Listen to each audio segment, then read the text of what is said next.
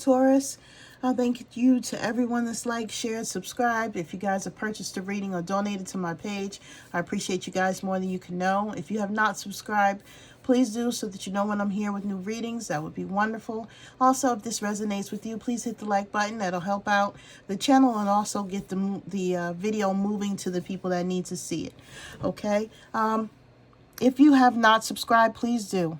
Okay, so I know that a lot of you probably don't want a lot of subscriptions, but just stay in tune with me because I do have a little bit of different messages for you. Okay, also this could be masculine or feminine. Place it on whatever side you need to, and if this is not your energy, Taurus, just place it on whatever side you need to, and just understand that energy can go either direction.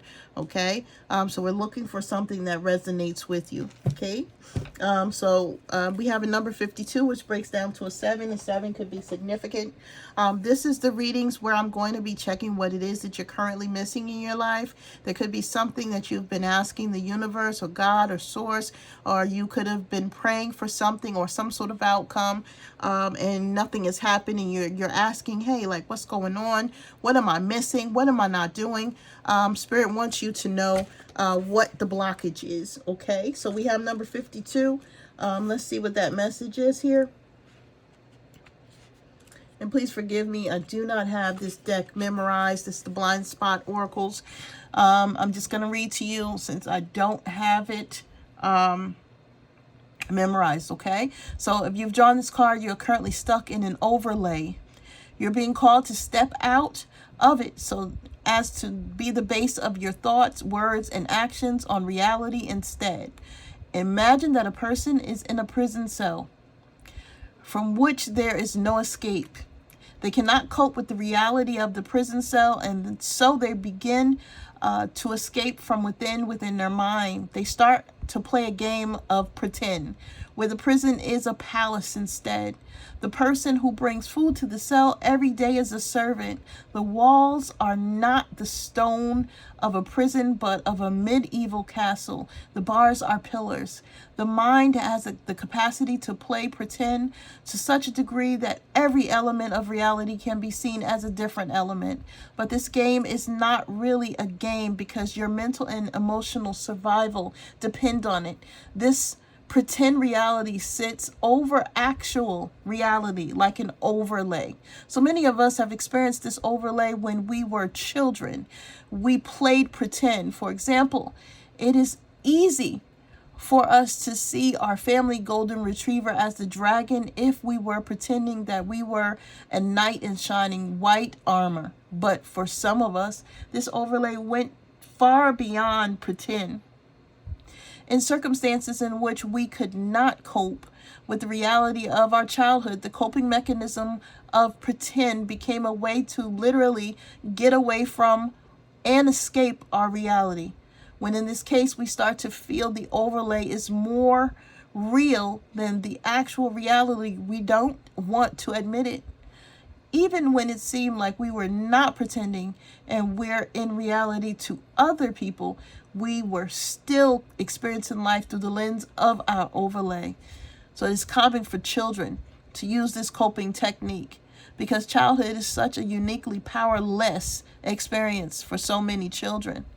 They cannot escape. They cannot make choices to change their reality. And so they often end up developing coping mechanisms, like overlays, so as to not be stuck in a tormenting reality where they have no control.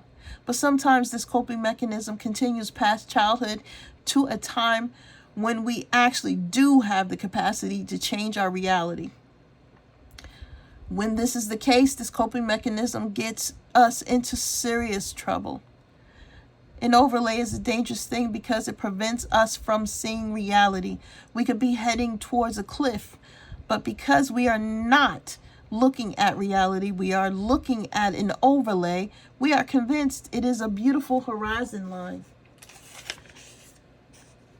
It says overlays make it so we commit to something that isn't real, especially in relationships. And eventually, when that overlay begins to corrode us, we end up in a reality that is the opposite of what we choose.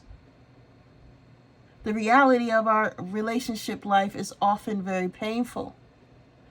We are desperate to have the vision we see in our heads of what we want. Maybe it is that picture of the perfect family, which would make us feel belonging and closeness and connection. Our commitment is to that picture of what we want. There's nothing wrong with creating that as long as we are creating it in reality. The danger is that this picture can become an overlay. It can be what prevents us from seeing reality. And in this case, when we meet someone, we ignore all the red flags that are telling us that in reality, this person does not match the version of what we want. We instead become like casting directors, where what we want is actually a game of pretend played out on a stage of life.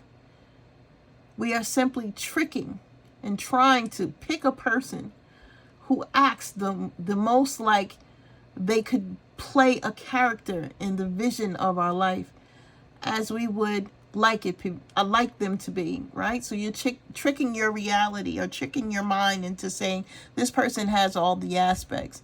Any sign that suggests that they could play that character well makes us convinced that they are actually that character in reality, but the truth is they are not. We are not in love with the actual person. We are in love with the character we want them to play in our life. When they act in character, we approve them. And when they break from character, we disapprove them and try to criticize them back into character. Excuse me. We often find ourselves so desperate to have relationships that we also mislead others into believing that we actually are the character belonging to someone else's vision of what they want, right? So you guys may be saying, hey, I am the person that this person wants, or they could be saying this about you, and that could be something that is far from true. So someone may be making themselves a person that is in a situationship or relationship when the other person has proven to you that they're not worthy of your time, your attention, your love, but you're still holding on or still trying to make things a reality is what this is saying. We are like chameleons or actors trying to become those characters we can be loved and wanted. But this is a disaster in the end because it is impossible to play pretend or to keep acting forever. When we do not see people clearly in reality for what they actually are, and when we do not enter into relationships in a completely authentic way, we are not creating a relationship in reality, right? So, unless you can see the overlay for what it is and see the reality underneath it, you will be unable to make the choices and changes that will manifest what you so desperately want in reality. Now that you are just pretending they are happening in reality, when reality does happen, they are a fantasy you are living in, so that you do not have to face what real reality is. Okay? So listen, what this breaks down to me before I pull more cards is that some of you may be in a relationship or situationship. You could be in a marriage. For some of you, if this is not relationship based, this could be a job as well. So you may be in this situation and you may be telling yourself, like we all do, we try to have an optimistic mind, an optimistic vision of what it is that's going on. And you could be telling yourself, yeah, I hate this job, but I'm so grateful, right? Because you always want to stay in a sign of being grateful. And you want to have faith that things are going to get better. So you might be talking to yourself in a positive affirmation way, right? All right. So even though this job, is very stressful, I'm so happy to have it. I'm so happy to be here. But Spirit is saying, that way of you thinking, even though gratitude is good, right? I'm not saying it's bad. You may have put yourself in some sort of place or situation to where you're not seeing the things that you need to. You're not in a reality, okay? So reality is, if those people at that job are mistreating you, it's time to find a new job, right? You can come to work each day and you can say, hey, I'm going to be optimistic. I'm going to put my best foot forward, right? No matter what happens to me today, no weapon against me shall prosper, right? But then that experience that you have at that job may break you down, okay? Time after time after time. And it's really because Spirit is trying to draw you out of that space of you saying that I'm just going to continue to adapt to whatever it is that I'm going through, instead of you trying to make the proactive changes to get yourself to a different platform or a different way of life. Okay? So someone here is reluctant to change the things that they know they need to change, and they're trying to hold on to whatever it is that's going on in their life by just making adjustments. Okay, so this is what I'm getting. So let's pull some additional cards and see what else we have here, Taurus. Right, someone here is not in reality, they're saying, because your reality is what you're ignoring. The reality is a little different than what you're seeing it as. And you may be just saying, hey, yeah, look at this, moving on. This is what I was getting, my loves. Right? You guys may be adapting to a situation, whether it's a relationship, a friendship, whether it's a job where you need, Spirit is wanting you. Now we have this upside down. Spirit is wanting you to walk away from it, but you have just been adapting, right? To try to make it better. You've been trying to escape within your thoughts of changing the reality around you. And saying to yourself, it's not that bad, right? Or things are like this, or things are like that, instead of you looking for what the actual truth is, okay? And having the self-discovery of saying, this is the change that I need to make, okay? This is what I need to do here, instead of me sitting in this spot, right? Now, you guys are in a place right now where you have a lack of enthusiasm. You're sad all the time, right? You have unrealistic expectations because your imagination has been taking over, instead of you seeing things from the reality that they are, from the actuality that they are, okay?